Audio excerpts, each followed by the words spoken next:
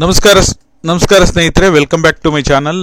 ಇವತ್ತಿನ ಒಂದು ವಿಡಿಯೋದಲ್ಲಿ ನಿಮಗೆ ಸಾಕಷ್ಟು ಉಪಯುಕ್ತ ಮಾಹಿತಿ ಇದೆ. 12ನೇ ಕಂತು ಜಮಾ ಆಗಬೇಕು ಅಂದರೆ ಈ ಒಂದು ದೃಢೀಕರಣ ಪತ್ರ ಸಲ್ಲಿಕೆ ಮಾಡೋದು ಕಡ್ಡಾಯ ಅಂತ ಹೇಳಿ ಎಲ್ಲ ಕಡೆ ಸುದ್ದಿ ಹರಿದಾಡ್ತಾ ಇದೆ. ಖಂಡಿತವಾಗ್ಲೂ ಕೂಡ ನಿನ್ನೆನೂ ಇದಕ್ಕೆ ಸಂಬಂಧಪಟ್ಟಾಗಿ ಇವತ್ತು ಬೆಳಗ್ಗೆನೇ ಕ್ಲಾರಿಟಿಯನ್ನು ಕೊಡ್ತೇನೆ.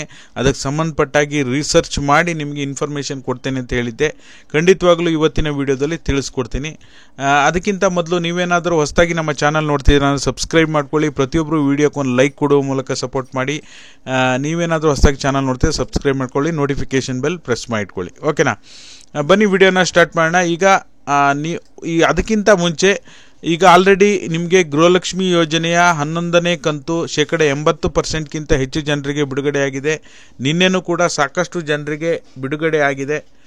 85% ಕೂಡ ಬಿಡುಗಡೆ ಆಗಿದೆ. ಇದು ಮೊನ್ನೆ ಮಾಡಿರೋದು ನಾನು ಕಮ್ಯುನಿಟಿ ಪೋಸ್ಟು. ಇದರಲ್ಲಿ 78% ತೋರಿಸ್ತಾ ಇದೆ. 2900 ಜನ ವೋಟ್ ಮಾಡಿದ್ದಾರೆ.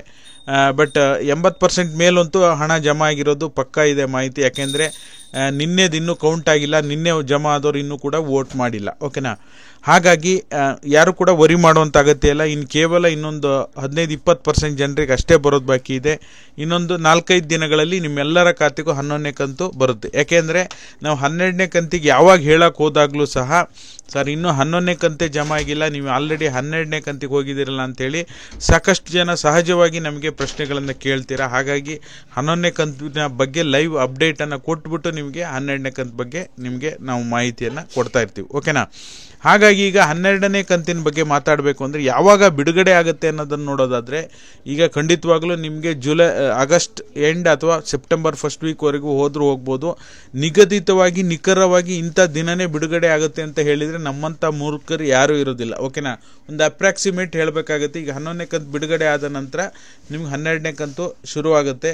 ಈಗ ಆಗಸ್ಟ್ 25ರ ನಂತರವಂತೂ ಬಿಡುಗಡೆ ಸ್ಟಾರ್ಟ್ ಆಗುತ್ತೆ. ಓಕೆನಾ, 26ಕ್ಕೆ ಆಗುತ್ತೆ, 27ಕ್ಕೆ ಆಗುತ್ತೆ ಅಂತ ಹೇಳೋಕ್ಕಾಗಲ್ಲ. ಈ ತಿಂಗಳಲ್ಲೇ ನಾವು 13ನೇ ಕಂತು ಹಾಕ್ತೀವಿ ಅಂತ ಹೇಳಿದರೆ ಈ ತಿಂಗಳಲ್ಲಿ 12ನೇ ಕಂತು ಬಂದರೆ ಸಾಕು ಜನರಿಗೆ. ಓಕೆನಾ, ಹಾಗಾಗಿ ಈಗ ಇನ್ನೊಂದು ಇಂಪಾರ್ಟೆಂಟ್ ಇನ್ಫಾರ್ಮೇಷನ್ ಏನಂದರೆ ದೃಢೀಕರಣ ಪತ್ರವನ್ನು ಕೊಡಬೇಕಾ, ಯಾರು ಕೊಡಬೇಕು, ಏನು ಇದು ಅಂತ ನೋಡೋಕೆ ಹೋದರೆ ನಿಮಗೆ 10 ಕಂತು ಜಮಾ ಆಗಿದೆಯಾ ಅಥವಾ 11 ಕಂತು ಜಮಾ ಆಗಿದೆಯಾ ಅಂತ ಅಂದರೆ ನೀವು ಯಾವುದೇ ದೃಢೀಕರಣ ಪತ್ರವನ್ನಾಗಲಿ ಅಥವಾ ಸ್ವಯಂ ಘೋಷಿತ ಪತ್ರವನ್ನಾಗಲಿ ಕೊಡುವಂಥ ಅವಶ್ಯಕತೆ ಇಲ್ಲ. ಓಕೆನಾ, ಸದ್ಯಕ್ಕಿರುವಂಥ ಮಾಹಿತಿ. ಯಾಕೆಂದರೆ ಸಾಕಷ್ಟು ಈಗ ಹಣ ಒಂದು ಕಂತು ಆದಮೇಲೆ ಇನ್ನೊಂದು ಕಂತು ಬರೋದು ಜಮಾ ಆಗ್ತಿದ್ದಂಗೆ ಇಂಥವರಿಗೆ ಮಾತ್ರ ಹಣ ಬರೋದು, ದೃಢೀಕರಣ ಪತ್ರ ಕೊಟ್ಟರೆ ಮಾತ್ರ ಹಣ ಬರೋದು, ಸ್ವಯಂ ಘೋಷಿತ ಪತ್ರವನ್ನು ಕಡ್ಡಾಯವಾಗಿ ನೀವು ಸಲ್ಲಿಕೆ ಮಾಡಿದರೆ ಮಾತ್ರ ಹಣ ಬರೋದು ಅಂಥೇಳಿ ಸಾಕಷ್ಟು ಮಾಹಿತಿ ಈಗ ಆಲ್ರೆಡಿ ಸೋಷಿಯಲ್ ಮೀಡಿಯಾದಲ್ಲಿ ಬರ್ತಾ ಇದೆ.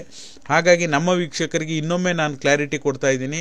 ಯಾವುದೇ ರೀತಿಯ ದೃಢೀಕರಣ ಪತ್ರ ಆಗಲಿ, ಸ್ವಯಂ ಘೋಷಿತ ಪತ್ರ ಆಗಲಿ, ಮತ್ತು ನೀವು ಯಾವುದೇ ಪತ್ರ ಆಗಲಿ ಓಕೆನಾ ನಿಮಗೆ ಕೊಡುವಂಥ ಅವಶ್ಯಕತೆ ಇಲ್ಲ. ಯಾರು ಕೊಡಬೇಕು, ಯಾಕೆ ಈ ಸುದ್ದಿ ಹರಿದಾಡ್ತಾ ಇದೆ ಅಂದರೆ ಮೊದಲು ನೀವು ಈಗ ಯಾರಿಗೆ ಈಗ ಟೆಕ್ನಿಕಲ್ ಇಶ್ಯೂಯಿಂದ GST ಇನ್ಕಮ್ ಟ್ಯಾಕ್ಸ್ ಅಂತ ಬಂದಿದೆ ಅವರು ನಿಮ್ಮ ಹತ್ತಿರದ CDPO ಕಚೇರಿ ಹೋಗಿ ನೀವು ನಮ್ಮ ಅರ್ಜಿಯನ್ನು ಮರುಪರಿಶೀಲನೆ ಮಾಡಿ ಅಂತ ಲೆಟರ್ ಕೊಡಬೇಕಾಗತ್ತೆ. ಓಕೆನಾ, ನಾವು ಯಾವುದೇ ರೀತಿ ಇನ್ಕಮ್ ಟ್ಯಾಕ್ಸ್ ಪೇ ಇರಲ್ಲ, ಏನೋ ತಾಂತ್ರಿಕ ದೋಷದಿಂದ ನಮ್ಮ ಒಂದು ಅರ್ಜಿ ಸ್ಥಿತಿಯಲ್ಲಿ ಈ ರೀತಿಯಾಗಿ ತೋರಿಸ್ತಾ ಇದೆ, ದಯವಿಟ್ಟು ನಮ್ಮ ಅರ್ಜಿಯನ್ನು ಮರುಪರಿಶೀಲನೆ ಮಾಡಿ ನಮಗೆ ಗೃಹಲಕ್ಷ್ಮಿ ಯೋಜನೆಯ ಲಾಭ ಪಡ್ಕೊಳ್ಳಿಕ್ಕೆ ಅನುವು ಮಾಡಿಕೊಡಿ ಅಂತೇಳಿ ನೀವು ಪತ್ರವನ್ನು ರೆಡಿ ಮಾಡಿ ನಿಮ್ಮ ಹತ್ತಿರದ CDPO ಕಚೇರಿ ಕೊಡಬೇಕು. ಅದು ಯಾರು ಕೊಡಬೇಕು, ಯಾರಿಗೆ ನಿಮಗೆ ಅರ್ಜಿ ಸ್ಟೇಟಸ್ ಚೆಕ್ ಮಾಡಿದಾಗ ನಿಮ್ಮದು GST ಅಥವಾ ಇನ್ಕಮ್ ಟ್ಯಾಕ್ಸ್ ಅಂತ ಬಂದಿದೆ. ಓಕೆನಾ, ನೀವು already GST income tax pair ಆದರೆ ಖಂಡಿತವಾಗ್ಲೂ ಕೂಡ ನಿಮಗೆ ಕೊಡೋದಕ್ಕೆ ಬರೋದಿಲ್ಲ.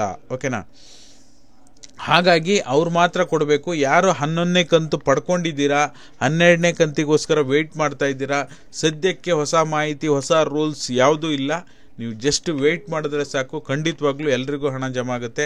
ನಿನ್ನೆ ಒಬ್ಬರು ಕಮೆಂಟ್ ಮಾಡ್ತಾಯಿದ್ರು SC/ST ಅವ್ರಿಗೆ ಮಾತ್ರ ಜಮಾ ಮಾಡ್ತಾ ಇದ್ದಾರೆ, ನಾನು ಜನರಲ್ಲೂ ನನಗಿನ್ನೂ ಹಣ ಬಂದಿಲ್ಲ ಅಂತೇಳಿ. ಇದೇ ರೀತಿ ಡೌಟ್ಗಳು ನಿಮಗೆ ಶುರುವಾಗುತ್ತೆ. ಈ ಥರ ಡೌಟ್ ಇದ್ದಾಗಲೇ ಏನು ಮಾಡ್ತಾರೆ, ಸಹಜವಾಗಿ ಜನ ನಿಮಗೆ ಪಿಂಕ್ ಕಾರ್ಡ್ ಇದ್ದರೆ ಮಾತ್ರ ಹಣ ಬರುತ್ತೆ, ಗೃಹಲಕ್ಷ್ಮಿ ಅಪ್ಡೇಟ್ ಮಾಡಿಸ್ಬೇಕು, ಅಪ್ಡೇಟ್ ಮಾಡಿಸಿದರೆ ಮಾತ್ರ ಹಣ ಬರುತ್ತೆ, ಗೃಹಲಕ್ಷ್ಮಿ ರಿನ್ಯೂವಲ್ ಮಾಡಿಸಿದರೆ ಹಣ ರಿನ್ಯೂವಲ್ ಅಂತೇಳಿ ಇರುತ್ತೆ, ಅದನ್ನು ಮಾಡಿಸಿದರೆ ಮಾತ್ರ ಹಣ ಬರುತ್ತೆ, ಪಿಂಕ್ ಕಾರ್ಡ್ ನೀವು ತೊಗೊಂಡ್ರೆ ಮಾತ್ರ ಹಣ ಬರುತ್ತೆ. ಈ ರೀತಿಯಾಗಿ ಫೇಕ್ ಇನ್ಫಾರ್ಮೇಷನ್ನ ಹರಡಿ ಅದರಿಂದ ಸಾಕಷ್ಟು ದುಡ್ಡು ಮಾಡುವಂಥ ಯೋಜನೆಗಳನ್ನು ಸಹ ಜನ ಹಾಕ್ಕೊಂಡಿದ್ದಾರೆ. ಖಂಡಿತವಾಗ್ಲೂ ಕೂಡ ಯಾರು ಇಂಥ ಒಂದು ಯಾವುದೇ ನ್ಯೂಸ್ ಕಂಡು ಬಂದರೂ ಅದನ್ನ ಇಗ್ನೋರ್ ಮಾಡಿ ಅಧಿಕೃತ ಮಾಹಿತಿ ಬಂದರೆ ನಮ್ಮ ಚಾನಲ್ನಲ್ಲಿ ನಿಮಗೆ ತಿಳಿಸ್ಕೊಡುವಂಥ ಕೆಲಸವನ್ನು ಮಾಡ್ತೀವಿ. ಓಕೆನಾ? ಮತ್ತು ಇನ್ನು 13ನೇ ಕಂತು ಬಗ್ಗೆ ಈಗ ಆಲ್ರೆಡಿ ಅಪ್ಡೇಟ್ ಕೊಡ್ತಾ ಇದ್ದಾರೆ ಸರ್ಕಾರದಿಂದ. ಖಂಡಿತವಾಗ್ಲೂ ನೋಡೋಣ. ಫಸ್ಟ್ 12ನೇ ಕಂತು ಸರ್ಕಾರ ಆದಷ್ಟು ಬೇಗ ಜನರಿಗೆ ಬಿಡುಗಡೆ ಮಾಡಲಿ. 13ನೇ ಕಂತು ಬಗ್ಗೆ ಆಮೇಲೆ ಯೋಚನೆ ಮಾಡೋಣ. ಓಕೆ, ಇದಾಗಿತ್ತು ಈ ಕ್ಷಣದ ಮಾಹಿತಿ. ಮತ್ತೇನಾದರೂ ಮಾಹಿತಿ ಬೇಕು ಅಂದರೆ ಕಮೆಂಟ್ ಮಾಡೋ ಮೂಲಕ ತಿಳಿಸಿ. ಎಲ್ಲ ವಿಡಿಯೋ ನೋಡಿದ್ದಕ್ಕಾಗಿ ಎಲ್ಲರಿಗೂ ಕೂಡ ಧನ್ಯವಾದಗಳು. Thank you all. Thank you so much for watching.